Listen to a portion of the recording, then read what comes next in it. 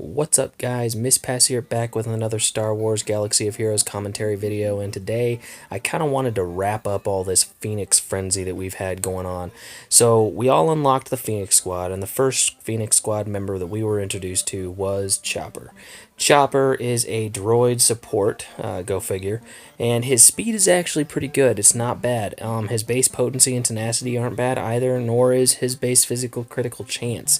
So for a Phoenix, or rather for a support character, he's not that bad, but his toolkit it's very niche. So his basic attack is Reckless Fling. It deals physical damage to a target enemy and grants a random Phoenix ally offense up, defense up, or speed up at random for 2 turns, with a 60% chance to also reduce that ally's cooldowns by 1. So it's a very random ability, but it is. Cantankerous Clanker is his special attack, and it's kind of interesting. Chopper gains taunt for 1 turn. While he has this taunt, Chopper gains 30% evasion. So it's interesting. His last special ability is Metal Menace. It dispels all buffs on a target enemy. For each buff dispelled this way, all enemies lose 10% turn meter. Chopper gains 25% protection. Droid targets are also stunned for 1 turn. So this is probably the most useful of any of his abilities. And he's not the only Phoenix who can dispel buffs. So Chopper's unique is Maintenance Protocols. At the start of his turn, Chopper recovers 15% of his max health. In addition, whenever he is damaged by an attack, he gains protection up for 15% of his health if he doesn't have protection up. This is the unique that will be shared with all Phoenix Squad members when Hera is leading them. Next up was Hera. Hera was the second Phoenix Squad member that we were introduced to. She is also a support, and her basic attack is Outwit. Deals physical damage to a target enemy. If that enemy was the healthiest enemy, also expose them for 1 turn. Her special attack was Play to Strengths. Call another target ally to assist. The ally's attack has 25% more potency and deals 35% more damage. That's pretty useful if you're using that on a target that has a basic that will inflict a negative status effect. Her last special ability, Backup Plan, targets another ally to give them the Backup Plan buff for 3 turns. Backup Plan recovers 10% health per turn, revives with 80% health, and 30% turn meter when defeated. This buff cannot be dispelled. It's a great little ability to keep one of your characters that you know is about to die alive. So her leader ability is the one that everybody talked about, and that is Rise Together. Each active Phoenix ally grants their unique ability to other Phoenix allies. In addition, whenever a Phoenix ally uses a special ability, they gain 20% turn meter if Hera is active. This effect is doubled for Phoenix allies with less than full health. So your Phoenix allies who are at 99% health are going to be getting 40% turn meter. This is what everybody was talking about. They were all dead set convinced that this was going to be the most OP leader ability in the game. Now, Hera's stats weren't mind-blowing. Her base tenacity is good. Her potency, 15%. You kind of will probably want to get that up just a little bit so that expose sticks. But other than that, she's pretty much just a run-of-the-mill, well-rounded character. The third character that we got was Kanan Jarrus. He was very interesting because he was a Jedi and Rebel and a tank who could hard taunt, which was really good. His health and protection were pretty decent. His potency was good. His tenacity was alright. But his critical chance was what was most impressive, and that actually does play into his basic attack. His basic attack, Disarming Strike, deals physical damage to a target enemy and inflicts offense down until the start of Kanan's next turn. If this attack scores a critical hit, this effect can't be resisted, which is kind of nice. So rather than stacking potency, just stack crit chance, right? So Intervene deals physical damage to a target enemy and taunts for 2 turns, then dispels all debuffs on another target ally.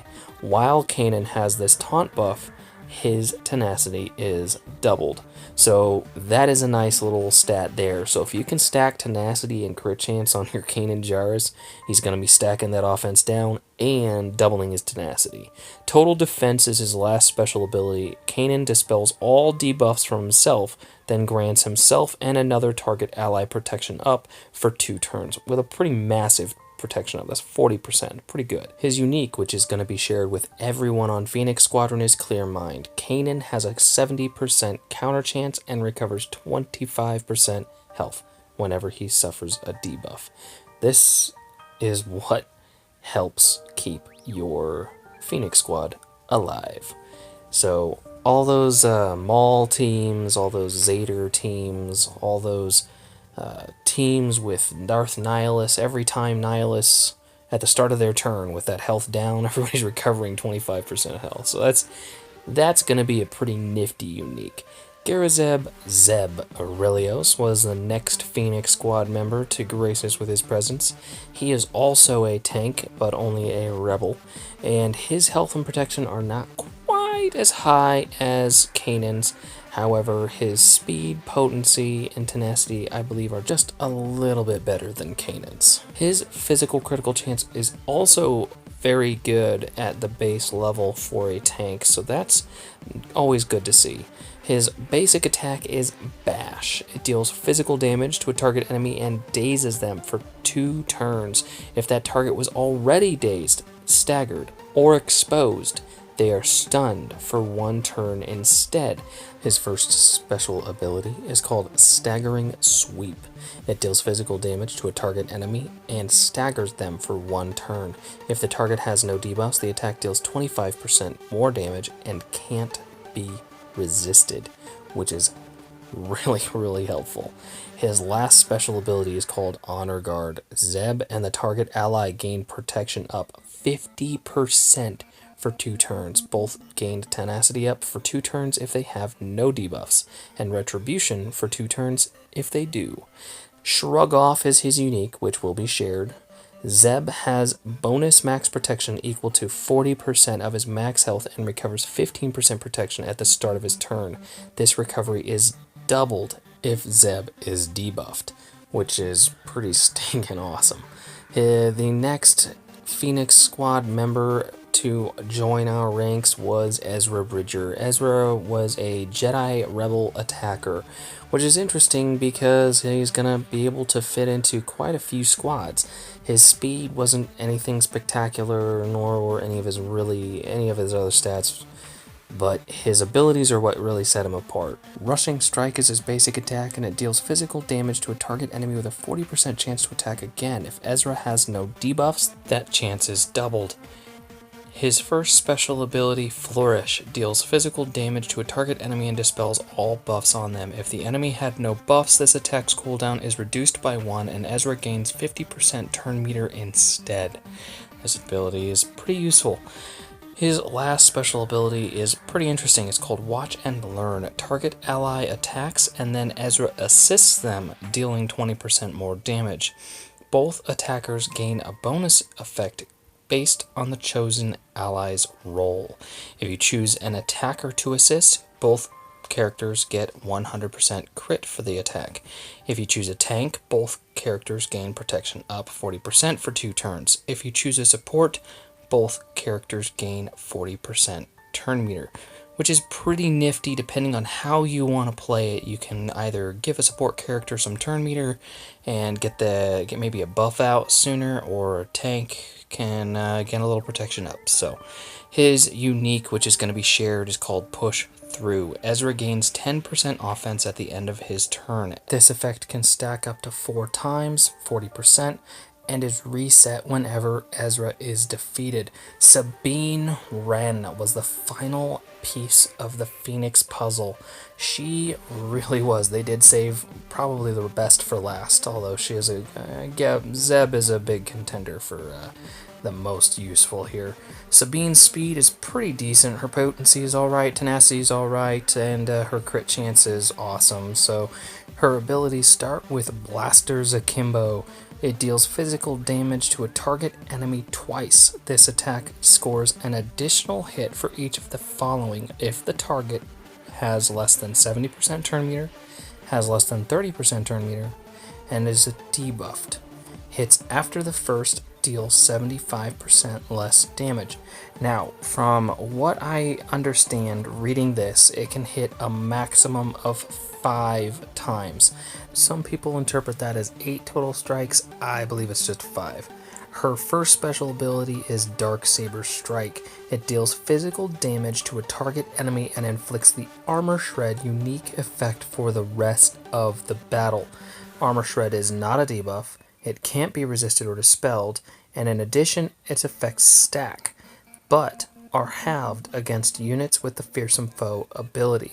Armor Shred is a negative 50% defense per stack, and there is no maximum that you can stack that, so you can literally stack it 5, 6, 7 times, it doesn't matter.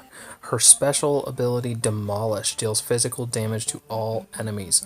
It exposes and staggers the target enemy for 2 turns. This attack cannot be countered or evaded. Her unique, which again is going to be shared throughout the Phoenix Squadron, is Take It Back. Sabine has 25% critical chance and 25% critical damage. Now, the Phoenix Squadron, final verdict. Well, I can't really issue a final verdict from personal experience because, well, I only leveled up my Phoenix Squad members to level 60 and took them up to gear 7 or 8 depending on what pieces of gear they needed and whether I needed those gear pieces on other characters or didn't really feel like taking those characters to 8. So, basically, from what I've seen, and most of the footage I've seen was from Smithie D.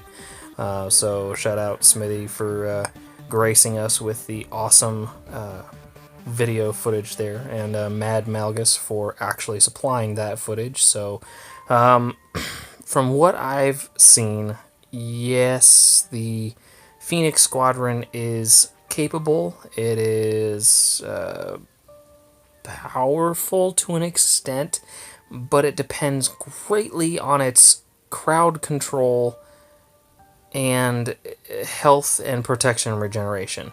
Without their health and protection regeneration mechanics, the Phoenix Squadron essentially falls apart. They can't really... I guess the damage output really is limited to Ezra and Sabine.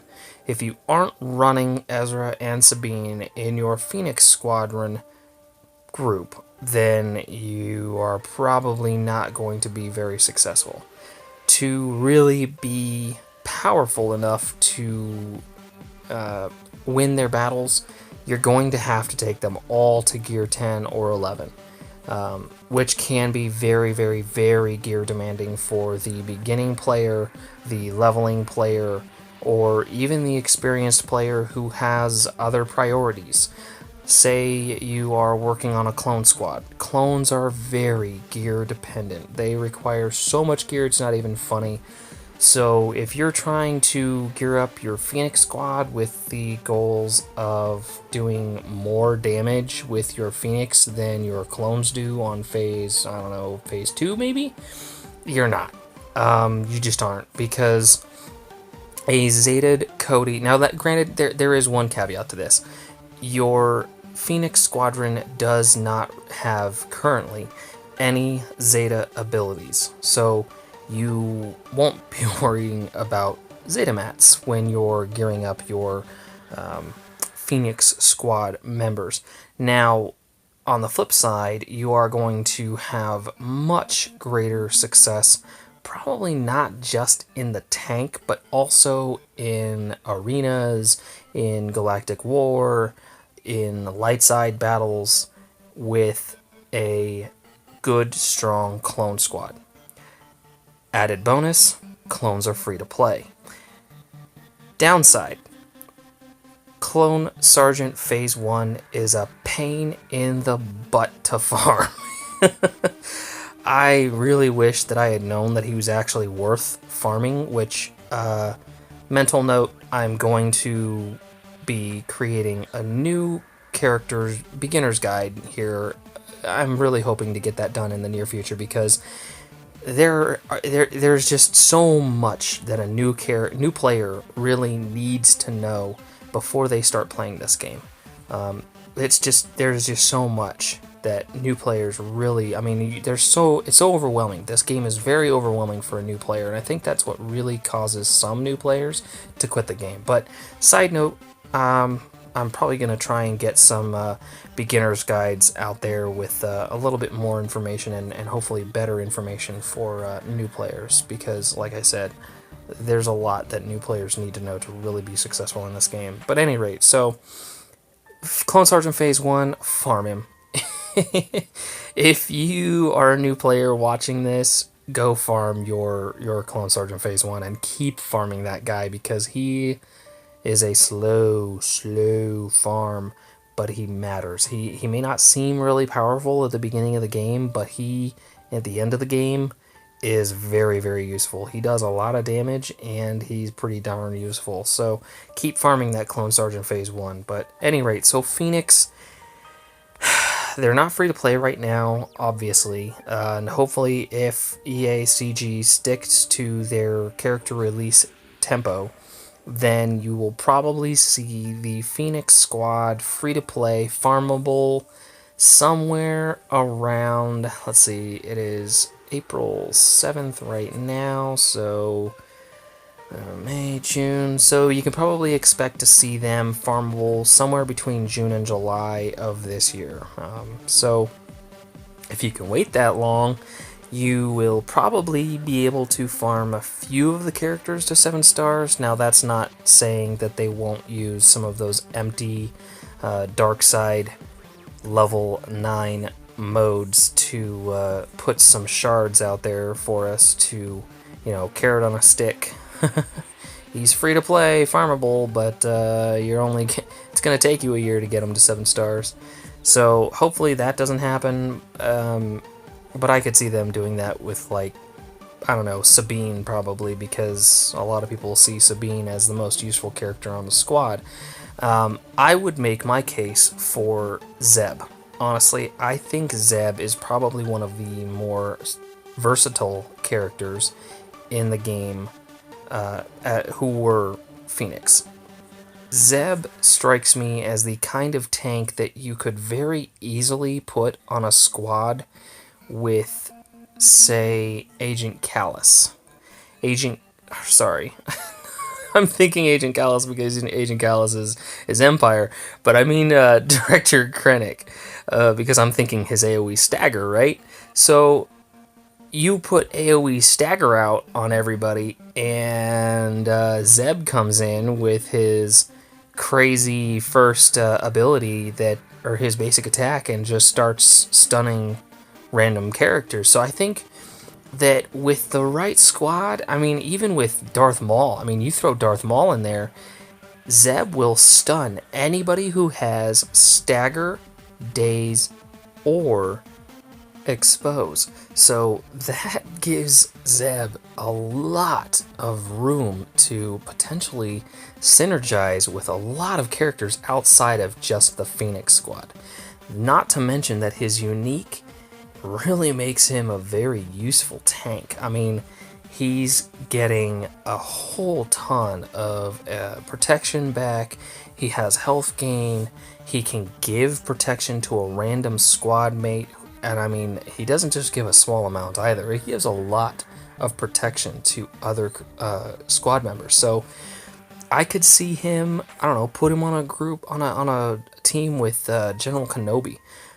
General Kenobi has a really solid health pool, and you throw a 40% protection buff on him, and all of a sudden you got like another 10,000 health for your enemies to try and burn through. So I think Zeb really is a top contender for the most versatile Phoenix squad member. And again, by versatile I mean the capability for the character to be useful outside of the Phoenix Squadron. Ezra and Sabine are both also very useful.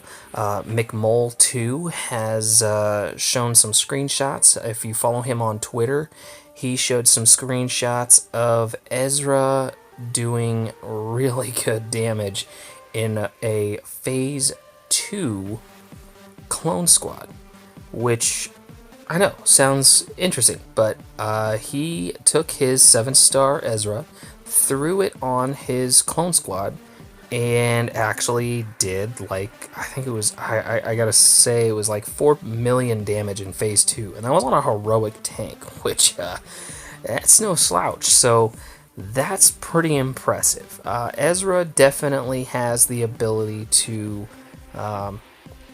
help a lot of other squads, and I think a lot of that comes from his 3rd special that allows him to call a targeted random ally and give turn meter to them if they're support, or guarantee crits, which comes in extremely handy with the clones. So Sabine, on the other hand, as a rebel only, so Sabine is a double-edged sword. Sabine's basic hits for a lot.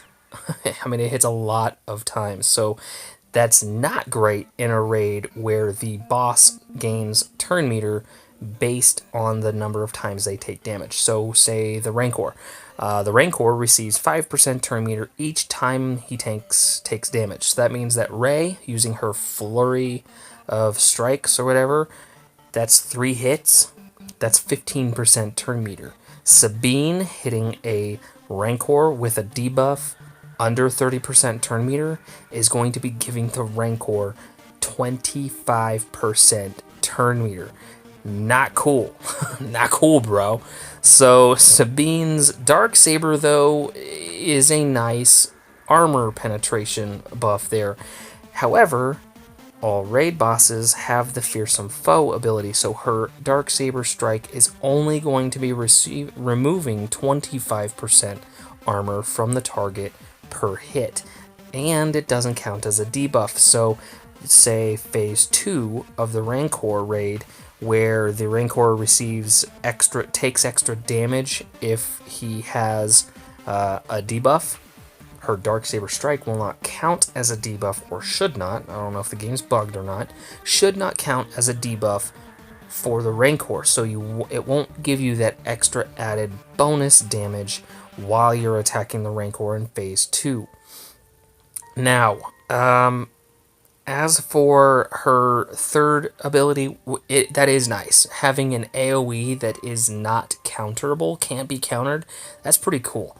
I'm not going to lie, that's pretty helpful ability, especially if Sabine is going up against a General Kenobi squad that is fully buffed with Retribution. Yeah, Sabine's not going to die if she throws out her detonator, so that's pretty cool.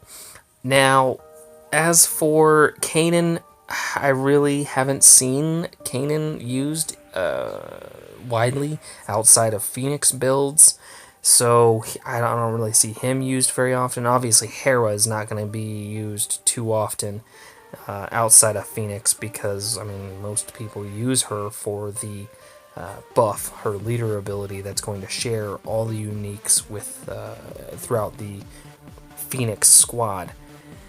Now, Chopper. Getting to Chopper. Chopper, I really don't see him being used anywhere. I mean, already right now, your droid squad for arenas is often 47, 88, 86, B2, and Jawa Engineer. I don't see anybody ever dropping anybody from that squad for Chopper. Just don't see it happening. So, sorry, Chop, but don't think you're gonna make the cut. Now, would I go farm Phoenix? Probably not. Probably not. They will probably sit level 60, gear 6, 7, 8, whatever I happen to take them to, until I have nothing better to work on. I mean, maybe for a Galactic War Squad, they might be fun because, I mean, the protection, health gain, but I don't know. You go check them out. Check out Smithie's video and come to your own conclusion on that. Any rate, guys, thanks for watching. Hope you enjoyed the video. As always, like, favorite, subscribe. Check me out on Facebook. Follow me on Twitter. Join my Discord server. And I will chat with y'all later.